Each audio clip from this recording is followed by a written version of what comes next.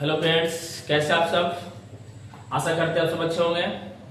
और चलिए फिर एक नई वीडियो के साथ। और ये वीडियो है क्लास 10th का चैप्टर 8 का। और देखिएगा ध्यान से आप लोग। यहाँ पे क्वेश्चन क्या कर रहा है, क्वेश्चन त्रिभुज ABC में जिसका कोण B समकोण है। AB करा है, AB करा 24 सेंटीमीटर तथा BC करा 7 सेंटीमीटर तथा निम्न का मान ज्ञात करें, है ना। जैसे यहाँ पर करा नंबर 1 में करा sin A cos A, number 2 में करा sin C cos C, ठीक है। जैसा कि हमने यहाँ चित्र बना दिए हैं। ABC एक क्या है, समकोण त्रिभुज है। B कोण क्या है, समकोण है। AB क्या है, लंब क्या है इसका है 24 है। और BC क्या है, यानी कि आधार 7 सेंटीमीटर है। हमको कर्व निकालना है, ठीक है। तो पहले एक काम करते हैं, जो दिया उसको लिख लिया जाए, है ना। तो यहाँ पर दिया गया है AB बराबर 24 सेंटीमीटर और BC बराबर 7 सेंटीमीटर, है ना। AC बाबू यहाँ नहीं दिया गया है, AC यहाँ पे नहीं दिया गया है, ठीक है। ध्यान दीजिएगा सारे बच्चे।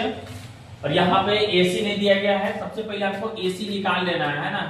पहले क्या करना है, AC निकालेंगे तो अंदर रूट हो जाएगा। AC बराबर AB के स्क्वायर प्लस BC का स्क्वायर, है ना। यहाँ पे पाइथागोरस तरीका का प्रयोग कर लेना है। अब यहाँ से क्या करना है बाबू, मान यहाँ पुट कर दो। AB का मान कितना है, तो 24 है, ठीक है। तो 24 का स्क्वायर कर देंगे प्लस BC का मान कितना है, तो 7 है, 7 का स्क्वायर कर देंगे। अब ये दोनों का स्क्वायर ज्ञात करेंगे तो हमको हो जाएगा, कितना हो जाएगा, ये हो जाएगा 24 का हो जाएगा 576 प्लस ये कितना हो जाएगा 7 सते 49, है ना, 49 हो जाएगा, ठीक है। सारे बच्चे देख रहे होंगे। अब क्या करना है, ये दोनों को यहाँ पे ऐड कर देना है, जोड़ देना है, ठीक है। ये दोनों के जोड़ देंगे बाबू तो कितना हो जाएगा, यहाँ पे जोड़ेंगे तो हो जाएगा 625। क्या हो जाएगा 625, है ना। अब यहाँ पे क्या करना है, 625 का वर्गमूल निकाल लेना है। 625 का वर्गमूल कितना हो जाएगा, तो 625 का वर्गमूल अगर हम निकालते हैं बाबू यहाँ पे, तो इसका हो जाएगा आपका 25 हो जाएगा, है ना, सेंटीमीटर। इसका मतलब है कि आपका AC जो है, आपका AC कितना हो गया 25 सेंटीमीटर, यानी कि AC आपका जो हो गया 25 सेंटीमीटर, है ना।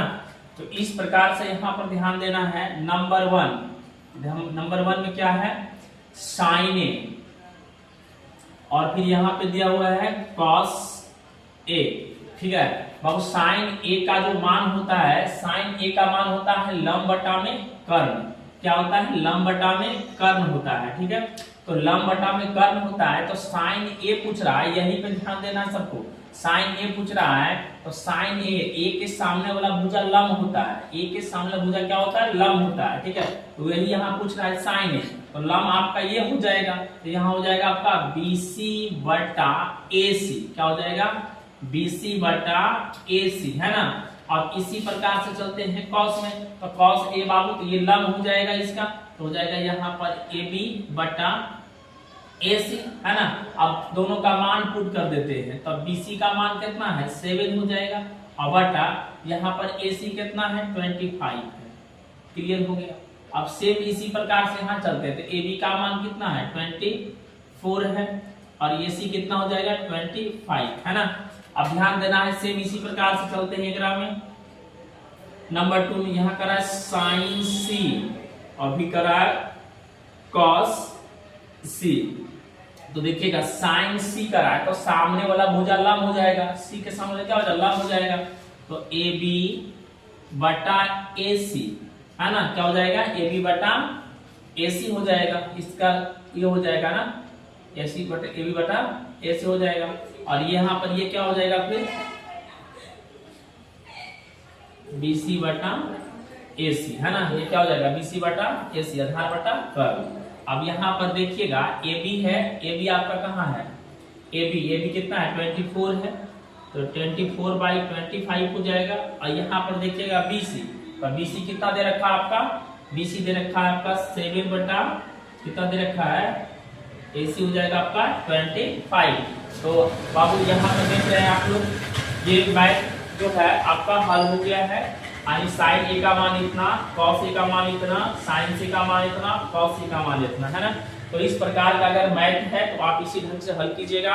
और हमारी YouTube चैनल 3D पॉइंट पे आप बने रहेंगे और यहाँ पे आपको खास करके मैथ का सॉल्यूशन जो है एनसीईआरटी मैथ का सॉल्यूशन दिया जाता है। और अगर आप मैथ का तैयारी कर रहे हैं तो हमारे इस चैनल के माध्यम से आपको एनसीईआरटी मैथ का सॉल्यूशन दिया जाएगा। और सो थैंक यू।